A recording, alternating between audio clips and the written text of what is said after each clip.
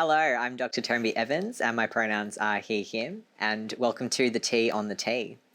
I'd like to start by acknowledging the Bunurong, Boonwurrung, and Wurundjeri Woi Wurrung clans as the traditional custodians of the land in which we're meeting, and pay respect to elders past and present. Our fabulous guest tonight is Adrien McCrory, who is a PhD candidate at the Australian National University.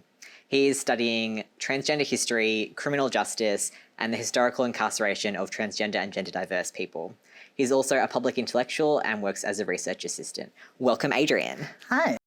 So my first and very important question is, what are your gender pronouns and what's your star sign? So my pronouns are he, him. I'm an Aquarius sun, Aries moon, Sag rising. Okay, cool. That's why we're getting along. I love an Aquarius. My best friends are all Aquariuses, so excellent. We're in good company. My next question is, what is your gender journey? So I guess I've had a little bit of a long gender journey, I think. I came out as trans about 5 years ago, I think. But it was a very slow process, I think, getting there. Yeah. Spent a very long time sort of not being very aware of my own feelings about my gender, I think. Spent a long time sort of waffling about whether I wanted to transition, whether I wanted...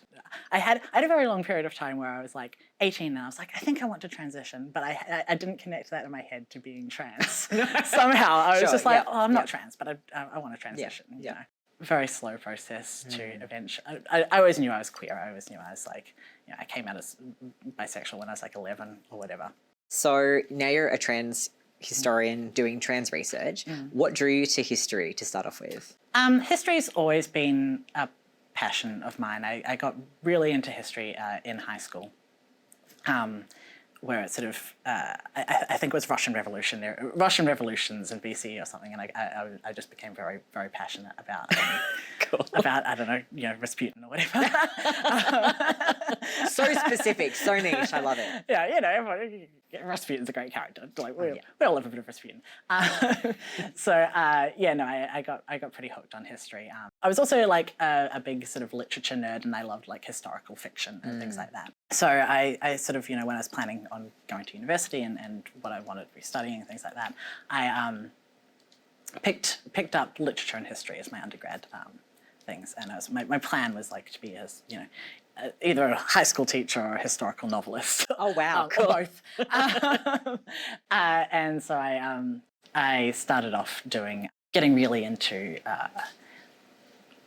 medieval history and early modern history, and pairing that with my, you know, love of historical writing and things like that. But as I sort of, you know, went along with it, I actually found out that what I really loved was much more contemporary history and sort of social history. So I was really, really into learning about the day-to-day lives of people, particularly people that we don't hear from in the historical record very often. So people who lived very sort of mundane, normal lives, but particularly, you know, queer people, people of marginalised genders, people of anyone who doesn't get captured in the sort of standard historical record that we're really exposed to. So that sort of, as I went along with my studies, I really picked that up as sort of my passion and my area.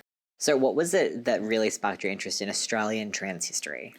I think I'll tackle that in two sections. Okay. With Australian and then start with trans, because it kind of, they kind of came at separate times. So I think Australian history I got quite attached to sort of later in my undergrad, and I came to it essentially just with this sort of feeling of, I didn't know much about Australian history. I'd like, because yeah, as I was saying earlier, I was really into like, I thought I was going to, Rasputin. No, I thought I was going to be really into medieval history and things like this, and, you know, like Europe and kings and, you know, the Middle Ages and all this sort of thing. As I was sort of going along with this, I was like, I don't actually know anything about the place where I live and like the history of the world around me and the institutions that I interact with and all this sort of stuff. And it felt like a really big gap, I think, in my knowledge.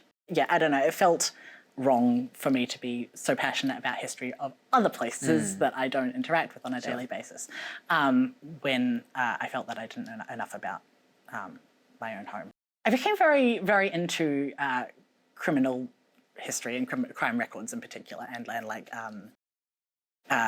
court transcripts and things like that. I just loved reading through them. That sounds not especially exciting, but I'm sure it actually is in practice. It might not sound, and they have a lot of. I think it goes back to that thing of social history of like you really get an insight, I think, in court records into people who don't appear much in in our history. You get people who are really struggling against poverty, and you get people that are caught in cycles with the criminal justice system and all this sort of stuff, and you get these perspectives that you don't hear a lot of otherwise. But you also get to hear their voices because you'll have the detailed transcripts where it's like the actual voices of the people defending their cases and stuff like this. So I got very, very into reading those in, I don't know, my third year or something. I'm just picturing you like in a dark room with like piles and piles of transcripts being like, this is so interesting. This is so interesting. You find these little funny bits and like, so that was where I got into Australian history because obviously in Australia it's easier to access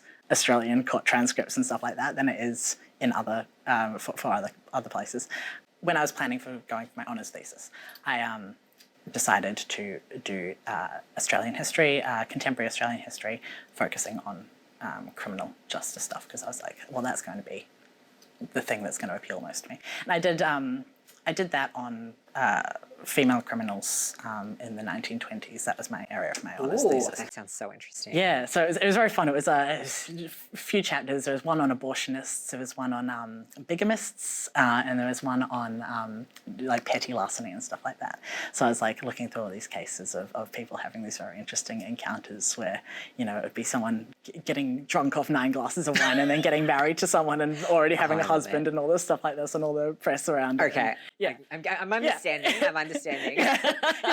It'll be someone just getting absolutely hammered and then going off and getting married, and then it'll be like all these records of them like trying to navigate. Fantastic. Yeah. It's very fun. I did my honours thesis and then I took a break from academia in general, and it was in that break that I sort of came to terms with being trans. I realised that all that time that I was spending wanting to transition actually had something to do with being transgender. Who would have thought? Amazing. And I took a bit of a time off, came out as trans, started being much more interested in learning about trans experiences and all this stuff, which had sort of cropped up here and there in my previous things, and I'd always sort of felt a bit of a draw to trans histories, but I'd never sort of felt like I had like an into it, I guess. There was an opportunity for doing a PhD at Australian Catholic University where I'd done my undergrad, and I saw this thing and it was like, we're looking for someone to study contemporary Australian history who is trans, looking at a trans project, and I was like, oh well, I have to. I have to do this. I felt like I had to dive into this project, and it had to be a sort of passion project for me of. Finally spending that time sort of learning about trans histories and Australian trans histories in particular, because it was something that I'd always wanted to know more about, but I'd never really seen much. Why is it important for us to be thinking about history still now? Particularly trans histories. I feel that, this is again speaking from that experience that I had of not seeing trans histories and not seeing, trans experiences. It gives us a connection to like our legacy and like a genealogy, if that makes sense. Going back to that thing of like not having a representation of trans masculinity in particular when I was young. I remember having like a conversation when I was a kid where someone was asking like, what sex changes were. And I knew that there were sex changes from male to female. But in my head, I was like, oh, but there's nothing the other way. Yeah. Sex changes, obviously, in brackets. But this is the 1990s. A world ago. Yes. So I had this in my head, and I was just like, well, there's just nothing the other way, because I'd never seen it. As I got older and as I studied more, I just continued not seeing this, and then when I was doing my honours thesis, occasionally stuff would crop up. There was sort of mention, I remember when I was studying my bigamy chapter for my honours thesis, people would reference Edward de Lacy Evans, who was a probably transmasculine. We don't we can't know for sure, but this was like the 1800s, the late 1800s. But they were someone who presented as male, who was assigned or assumed female at birth, and they lived as male pretty much their entire life. Married 3 different women. At different times, at the same time for this chapter. I think there was some crossover. Okay, It never actually got integrated into my thesis because that was about female criminals, and I was like, well, this is a trans person, probably. It's not relevant to my work, but I saw it and I was like, oh, there's something here, and that was like one of those first things where I was able to see something that sort of I felt a draw to and a connection to in a historical record, and I was like, oh, look at this transmasculine person in history, and I couldn't think of any other time that I ever saw that. And that's, at least for me, one of the reasons why I think it's so important to study history today, is because I think we often don't see our own experiences reflected in, particularly in the past, and I think that's something that a lot of people sort of take for granted, being able to see their legacies, their history, whether that's family legacies, whether that's national histories, whether it's all this sort of stuff. People feel this connection to it, but when it's trans history, it's often trans people, as I'm sure you know, grow up very isolated from the communities and from other trans people, and it's often very isolating and lonely to just not be able to see representations of people like yourself. And for me, that's one of the big reasons why it's so important to find trans histories and to understand that we have always been here, and we have this continuing legacy and genealogy behind us. That's gorgeous, and I feel like a lot of the narrative is such this tragedy narrative. So it's nice to be able to look back in history and be like, no, this transmasc probably person was out there having 3 wives. Love that for him. It didn't have a great ending, but Okay, let's.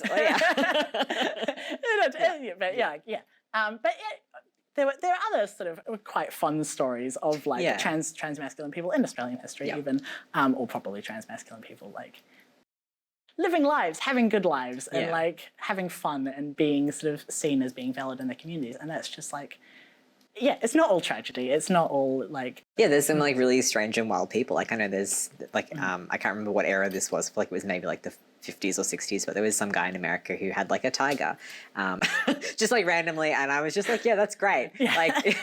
Fantastic. Tragedy? No. Tiger? Yes. More tigers, less tragedy. Honestly, yeah. So what is Australia's history with trans and gender diverse people? Because I assumed there was one because, as you said, we've been here forever, but I was I know literally nothing about this, and I would love to. So what is the history? One point here is how do we define trans history, which is a question that I grapple with a lot in my research, because obviously the idea of being transgender is a modern concept, relatively, particularly gender diversity has always existed, and there have always been people that have had these experiences, but how we define it, how we construct it is a very modern concept, and particularly because a lot of how we understand gender diversity or being transgender, particularly today, is tied up to modern things of gender affirmation, hormones, surgeries, things like that. Even though none of those things are necessary to be trans, that's a lot of how we construct it today. So then it becomes a question of what are we looking for when we're going back from before these ideas and these concepts and stuff existed. So for me, the way that I generally approach trans history is I'm looking for examples of gender nonconformity, but trying to not make an assumption about whether these individuals were trans themselves, but sort of I'll see examples of people presenting as genders different to that assigned to them, and I'll be sort of looking at them in terms of how was this responded to, how are people perceiving this, how are these people explaining their own experiences, how are other people interpreting it, and what would that mean for trans people living at these times.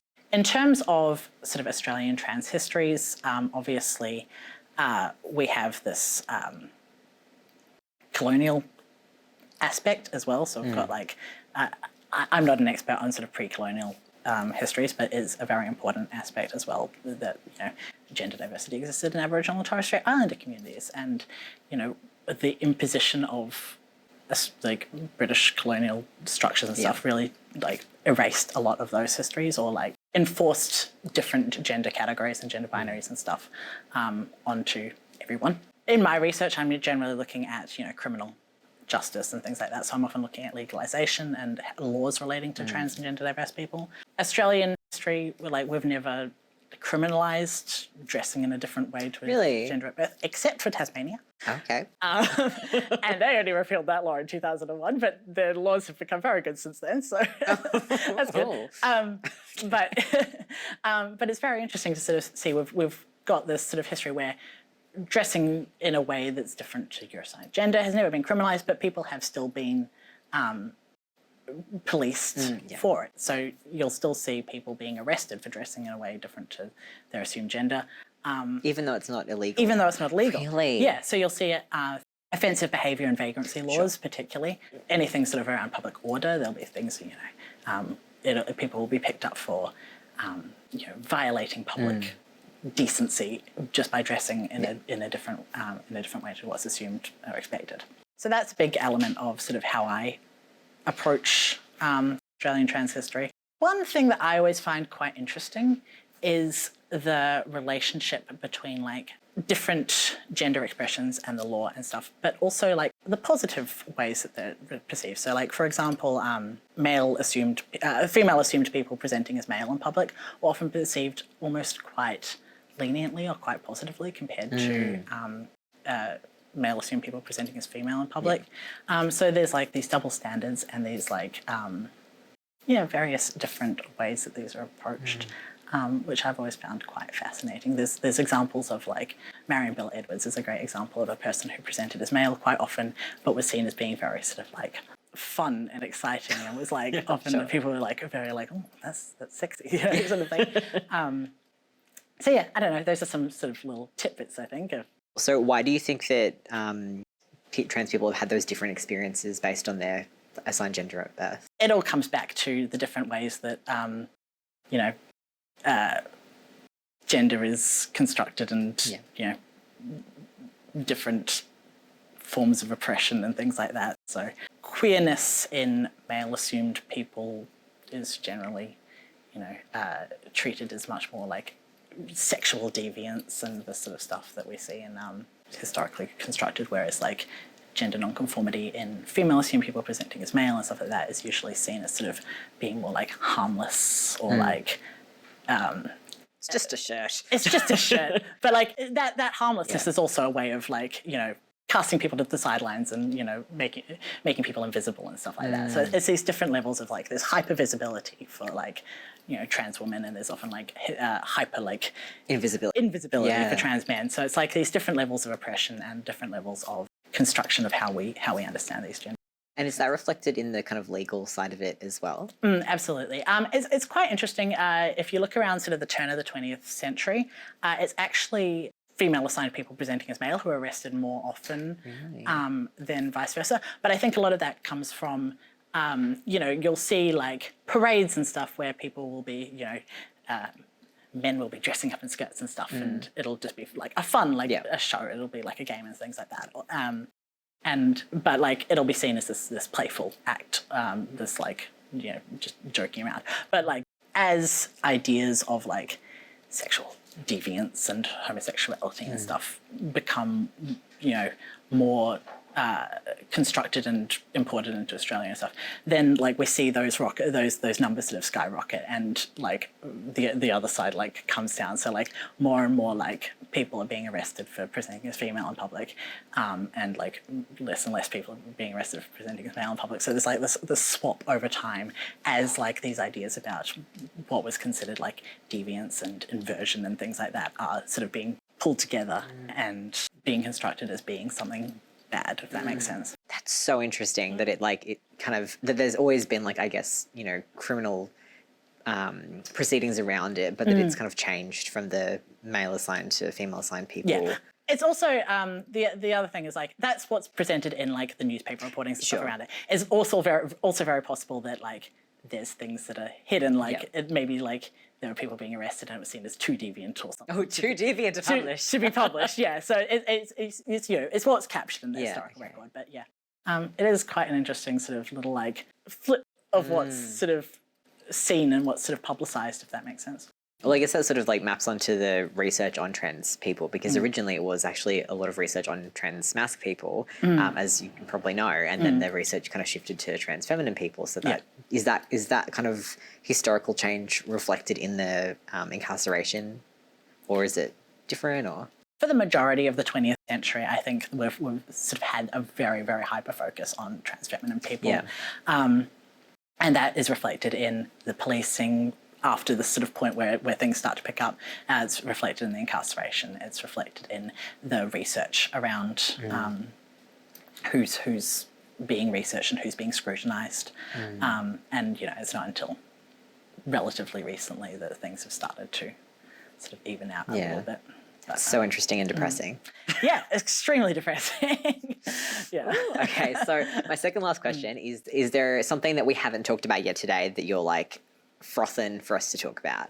One thing that I really want to highlight, I guess, and it's not something that I can talk about that much, but I think it's something that like we need to talk about more, particularly in relationship to like policing and incarceration and stuff like that, is where sort of non-binary people and genderqueer people and stuff like that fit in, because that's just not captured in like a lot of the historical research. Like as I'm sure you know, a lot of the stuff that we've seen has been very sort of binary in how it's constructed. So everyone's sort of, you know, either a trans woman or a trans man, and we don't get sort of much of what's in between. And I think it's like, particularly now, it's very lacking, because if we look at sort of things that are carrying on today in terms of, say, incarceration and stuff like that, if we look at prison systems, we've got a binary gender system of how we incarcerate people. And then it becomes this question of like, well, where do you house, you know, people? What's, you know, how do we police people? How do we, like, all this stuff? And like, there's just like this not understanding or not like attention paid to sort of, you know, where non-binary people fit into all of this. Well, I'm going to have to hope that you are able to come back for another whole talk, because that's, you know, as any good PhD, your PhD has several kind of huge strands. So I would love to have you back to talk about incarceration more fully. So I have one more question for today. So obviously we've had kind of a like quite heavy chat today about incarceration and history and things like that. But I was really so excited about how much you love history and about how it just clearly brings you so much joy. So I'd love to know whether it's like a personal thing or a professional thing, what is bringing you joy at the moment, whether it's something big or small. I think writing is what's bringing me joy at the moment. Not writing my PhD. That is bringing me joy. I have sort of gone back to picking up my sort of fiction writing and stuff. So that's been what's sort of keeping me sane at the moment. I think I just finished a draft of my first ever full fiction book. Amazing. Yeah. So just playing around with things that are completely unrelated. Completely unrelated to all of the more heavy and more grim stuff related to my research. And yeah, just finding something fun to do in going back to my roots and writing. And gorgeous. So coming full circle, is it like a historical fiction, or is it? It is not a historical fiction. It's incredibly contemporary. Can I have like a little like spoiler? Or it's about like a YouTuber in the current year running a sort of fake Hunger Games kind of style killing game, but like a fake one for a YouTube channel, and then it turns into a real killing game, and like people start dying, and that's all it's about. But it's like it's very relevant. It's very like current. It's very not related to history at all. But it's just some dumb pulpy fiction. you gotta have that like nice like fun thing to work on. So I can't imagine how much writing you're doing at the moment. Like this is your happy place and your place of work. So that's amazing. Yeah. Please let me know when it is published so that I can come to the book launch and buy it. We'll see if that ever happens, but you know. I'm sure it will. Well, thank you so much for coming on today. No, thank you for having me. The pleasure is all mine. And we would definitely love to have you back to talk more about the incarceration side of things. My name is Dr. Tobi Evans. Our guest for tonight has been Adrien McCrory, and you've been listening to the T on the T, Trans in Conversation.